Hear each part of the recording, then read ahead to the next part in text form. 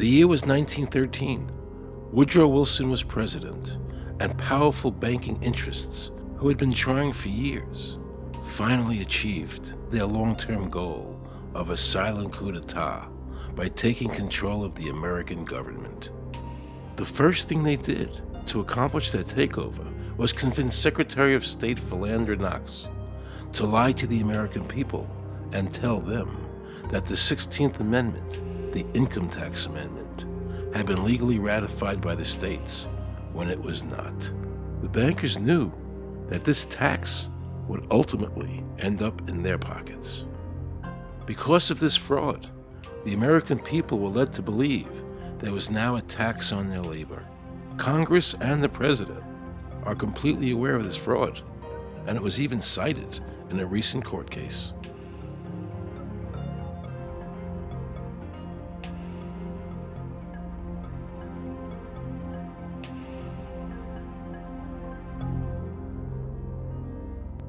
That very same year, the bankers committed their second and by far the most diabolical fraud ever perpetrated on the American people by bribing senators to pass the Federal Reserve Act without the required constitutional amendment. All in favor, say aye. They did this during Christmas vacation, when many senators were home celebrating the holidays with their families. And that's how the unconstitutional Federal Reserve Act came into being. They were very clever, and they understood that whoever issued the money for America would control the government. The bankers won, and the American people lost, because most politicians will sell their soul for $1. And now the Federal Reserve could issue dollars legally. As Mayor Rothschild said, "Give me control of a nation's money supply, and I care not who makes its laws." He knew that he and the other bankers would now control the laws of the nation. Government gave these bankers one of its most important powers, and now had to borrow money from them and pay interest to finance the government. So the American people were forced to lower their standard of living and pay a graduated income tax to the government, just so the government could give these bankers more profits. President Woodrow Wilson, who signed the Federal Reserve Act into law, later said, in regret, "I am a most unhappy man. I have unwittingly ruined my country. A great industrial nation is now controlled by its system of credit. We are no longer a government by free opinion, no longer a government by conviction and the vote of the majority, but a government by the opinion and duress of a small group of dominant men." The Federal Reserve was created by Congress in 1913, and it was entrusted with the power granted originally to the Congress by the U.S. Constitution to coin money and regulate the value thereof.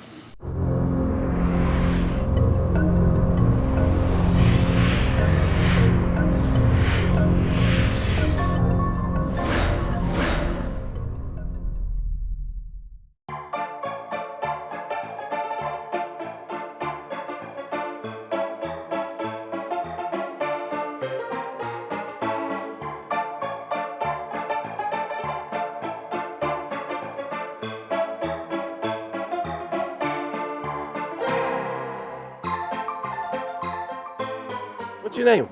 Jan Crafting? Hi, Jen. I'm Aaron Russo. I produced the movie Is this a joke? Am I gonna No, make it it's not a look joke. foolish? Okay, good. No. I produced the movie Trading Places with Eddie Murphy and The Rose with Bette Midler, many movies, and I'm doing a feature film. And my film was about my quest to find out whether or not people pay income taxes. Do you pay an income tax? Yes, I do. You do? Yeah. Have you ever seen a law that requires you to pay an income tax? Have I ever read it? You mean in the page, black and white? No, no. So you pay the income tax, I assume? Of late. Well, actually, no, I didn't file last year, but Okay. I'm sorry, is this on film? No, I paid my tax. My question to you is, have you ever seen a law that says you have to pay an income tax?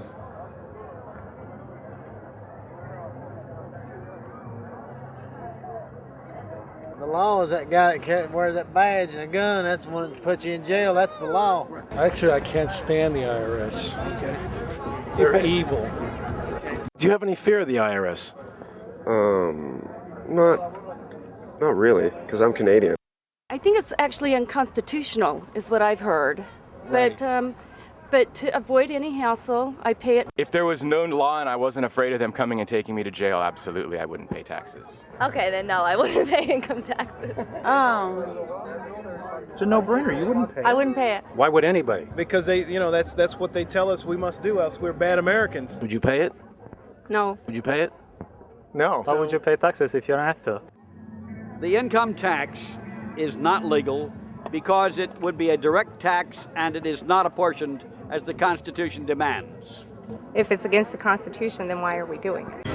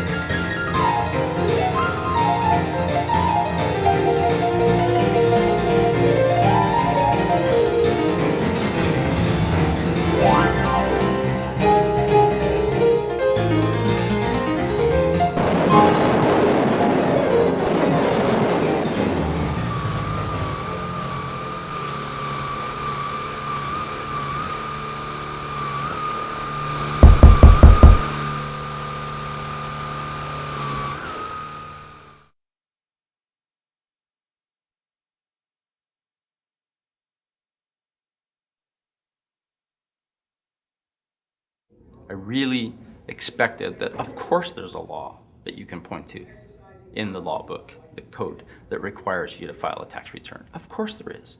Maybe I don't know what it is right then as he was speaking to me, but sure. So naively, I agreed to go off and research it and get back to him. 3.5 months later, I was at that point where I couldn't find the statute that clearly made a person liable, at least not me and most people I know. And I had no choice in my mind except to resign. I had to leave the IRS because I presented evidence that I had accumulated indicating that the agency was violating the law and violating people's rights. And I asked the agency for a response to my sincere concerns. And the answer I got was that they would not respond to my concerns and that they would provide me with the paperwork necessary to tender my resignation. But We the People Foundation for Constitutional Education put a full-page ad in the USA Today on July 7th, 2000. And within the body of that ad was a $50,000 challenge for anyone that could show the law. And to me, $50,000 is a lot of money. So I went after that and did the research based on the fact that I thought, let's put this baby to bed. I'm hearing all these rumors. I'm going to kill 2 birds with 1 stone. I'll answer these people's questions that are asking me, and then I'll win this $50,000. And, based on the research that I did throughout the year 2000 and that I'm still doing, I have not found that law. I've asked Congress. We've asked a lot of people in the IRS commissioners, helpers. They can't answer, because if they answer, the American people are going to know that this whole thing is a fraud. I was surprised to hear these highly trained and decorated IRS agents telling me there was no law requiring American citizens to file a 1040 or to pay an income tax on their labor. I haven't filed an federal income tax return since I left. I have not filed a tax return since 1999. Approximately 67 million people don't file an income tax return. I made a decision to go to Washington so I could attend the We the People Foundation press conference. They were going to serve a class action lawsuit on the IRS, signed by over 3,000 people, because the IRS has refused to show the law that makes Americans liable to file a 1040 or to pay an income tax on their labor. I was very curious as to why the IRS refused to show the law, as it seems such a simple thing to do. Yet I was skeptical about the Foundation's claims. There had to be a law, right? I mean, we've all been told over and over and over again that we had to pay income taxes. No answers, no taxes. No answers, no taxes. No answers, no taxes. Most people believe that the income tax system is legal and that the revenue from the tax is used in the public interest. However, there is a substantial, conclusive body of evidence that proves that our income tax system represents the most pernicious form of tyranny. It is the greatest hoax ever perpetrated by government against the working men and women of America. American citizens, along with the Foundation, have been asking the IRS to specifically provide them with the underlying legal foundation upon which they administer and enforce the personal income tax laws in our country. At the national level, when people would attempt to contact somebody of a much higher authority, say the commissioner, same kind of thing. They would get answers that were in effect non-answers. There are a group of people standing outside today who assert that no law requires you to pay taxes and that you will not answer their petition to the government as to whether they're required to pay taxes. Are they required to pay taxes? I've been paying my taxes ever since I had my first job, and I think it's a fundamental construct of our nation that those of us who expect and demand the services from our government that the government provides, be they the protection of our country through the military, or be they the education of our children, or be they the protection of our environment, that we must pay for those services. So yes, I think there is a fundamental obligation, and that it's an understood and well accepted one.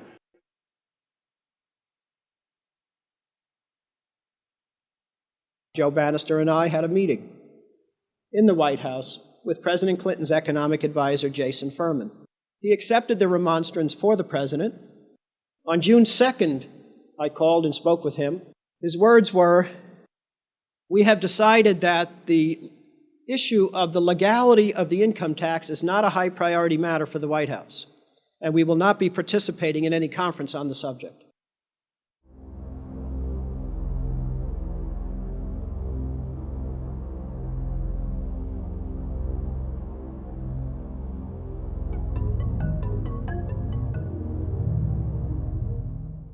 I decided not to eat until my death or until the government agreed to send their experts to meet with the experts from the tax honesty movement. And with the help of Congressman Bartlett, a deal was made. I'm very pleased that through these several trying weeks and now months, that we have secured the agreement of the IRS and the Justice Department, because some of the questions are beyond the purview of IRS, that they will both attend a public symposium where these issues can be formally addressed. Last Thanksgiving,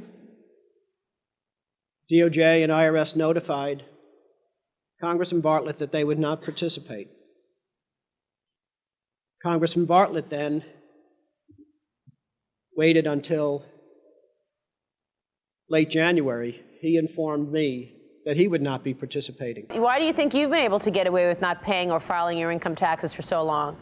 Well, first of all, I've not gotten away with anything. I'm not hiding from anyone. I'm simply asking the IRS to show me the laws that apparently require me to do these things, and they are suspiciously reticent to answer questions from me, and of course there are millions of other people, many other organizations who have attempted to get answers. They act very suspiciously when asked to simply sit down at the table with the American people and discuss what their obligations are. Rather than pulling up a chair, they pull out a club. As a matter of fact, David K. Johnston of the New York Times asked Terry Lemons of the IRS, "Why won't the IRS answer the questions set forth in the petitions from the American people?" Mr. Lemons' response was, "The government is answering the questions through enforcement actions in the courts." This is a very chilling remark on the government's use of brute force instead of civility and logic. The federal government itself refuses to provide the American people who are coercively being subjected to this extraction of their private property without any underlying legal justification. There is no law that requires the average American worker in the private sector to pay a direct, unapportioned tax on their labor and compensation for services. There is no law. The march will stop in front of the IRS building. They are now going to serve a class action lawsuit on the IRS. Very courageous. My name is Charles Bell, and I'm here to serve this complaint on behalf of the American people to the Internal Revenue Service. The complaint is accompanied by an affidavit that's under the hand of Robert Schultz. Case was served. We'll call you with the case number. Case has been filed. We'll call you with the case number. Thank you. Okay, thank you. We appreciate your time. America, baby! Freedom! Today, effectively, the people have said to their servant government that that our rights are not going to be any longer denied, and that we're going to have answers to our petition, our legitimate, lawful petitions for redress of grievances, which are guaranteed in the First Amendment to our Constitution. So once and for all, we will get an answer. On August 31st, 2005, federal judge Emmett Sullivan ruled, the government does not have to answer the American people's questions, even though it is guaranteed in the First Amendment. Our courts have made a decision that government does not have to show the law that it enforces. And the press never reported on this. Have we given this judge the authority to overrule the Constitution, the very foundation of American life?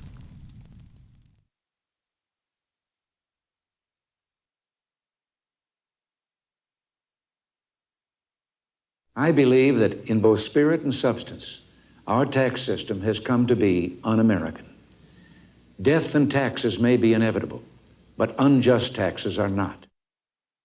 The country's taxes must be fixed, and I know what to do with it. If you think you're paying too much now, just wait till I get through with it. Now, Mr. Hanley, I'd like to ask you something. What does the government do with all the money we give them in taxes? When President Reagan was elected, one of the first things that he did was appoint a blue ribbon panel of business people headed by Peter Grace, and is commonly referred to as the Grace Commission. And their job was to research all the various areas of the federal government and make a report. One of the quotes from the Grace Commission is, 100% of what is collected is absorbed solely by interest on the federal debt. All individual income tax revenues are gone before 1 nickel is spent on the services taxpayers expect from government. If we pay the salaries of the congressmen and the senators, we're supporting them, aren't we? Well, yes. Yeah. Well, then why can't we list them as dependents and deduct them? We've been brainwashed. People have been told, that you need this income tax system to fund government, which is absolutely ridiculous. I mean, my question is, well, if that's true, how did we fund government from 1776 to 1913? The main purpose of the income tax is not to raise revenue, but to redistribute wealth and to control society. A lot of people might say, well, gee, if there wasn't an income tax, what would happen to education? They don't understand that education is paid for the most part, out of state and local taxes, your property tax. People might say, well, how are we going to build and maintain our highways? If there's no money coming into the government, we need our highways. There is a tax on every gallon of gasoline that people buy. Proceeds from the income tax do not pay for highway construction. The amount of money that we spend on defense is exactly equal to the amount of corporate income tax, which is quite legal and quite constitutional. I think we should not want the income tax for several reasons. One is that it is the instrument of totalitarianism. It is the means by which the government can manipulate people and put you into a condition of servitude. Every year you give the federal government a form that says, here's how all my money worked. If you lie, you could go to prison. So you're required to give them a financial statement that under, the force of law could put you in prison if it's not impeccable, right? And under the law, they're supposed to do the same. They're supposed to give you back a financial statement that says, here's what we did with your money. Except you comply and they don't. In fiscal 99, the Department of Defense had 1.1 trillion of undocumentable adjustments.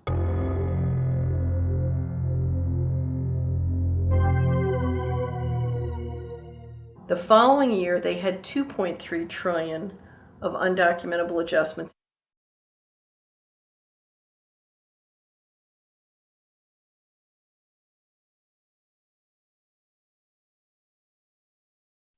I decided to call the IRS.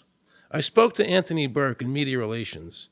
He was very nice to me, and I explained to him that I was an award-winning film producer and that I was doing a documentary on the IRS. He seemed a bit stunned by this, then explained to me that Commissioner Everson nor anybody else would go on film to discuss the income tax. But he did say he would call me back. I thanked him for that, but I couldn't help wondering, why was the government making it so difficult for people to see the law? So I decided to bring my crew down to the IRS building to see if I could find some employees to interview. And here's what happened. I said you cannot film here, that's it. Who are you to tell me I can't film here? What's the law? Just tell me where the law is that says that. Can you show me the law that says I can't film here? Is America a free country? I told him they couldn't film here, and he's asking 9 million questions. I told him that's a federal government law. Hey, I told him he couldn't film here. He's telling me he's a citizen and all that. So I couldn't film him and saying, where's the law that says I can't film here? And I'm asking another question, sir. Then Homeland Security showed up, because I was such a threat to Washington. You got a driver's license up? Yeah, I do. Put that away for me. After convincing Homeland Security I really wasn't Osama bin Laden, I kept wishing the IRS would allow me to interview somebody. Why wouldn't they show the law? What were they so nervous about? I began to have a frightening thought. What if it was our own government we had to be afraid of? With that disturbing thought in my mind, I went to see a group of tax experts.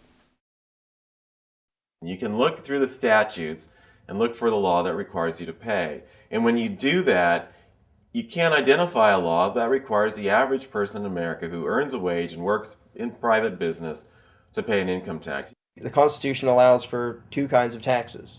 They're called direct and indirect. The federal government in the Constitution can tax almost anything, as long as it apportions the tax if it's direct.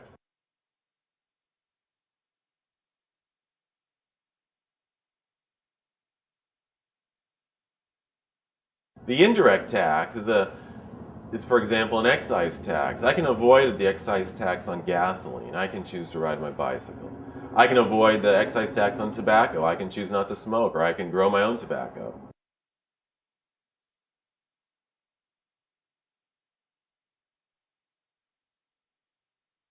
The income tax which is being applied now doesn't meet the criteria of either direct or indirect taxes. The IRS claims that in 1913, the 16th Amendment, the Income Tax Amendment, allowed the government a third form of taxation. What was the Supreme Court's ruling on that? The Supreme Court in the case of Stanton versus Baltic Mining. I mean, what could be clearer than this? The provisions of the 16th Amendment conferred no new power of taxation. The Ruschauer case also said that the 16th Amendment did not impose any new taxes and did not change any of the taxing restrictions of the Constitution. There were also several other major Supreme Court cases in that same period from 19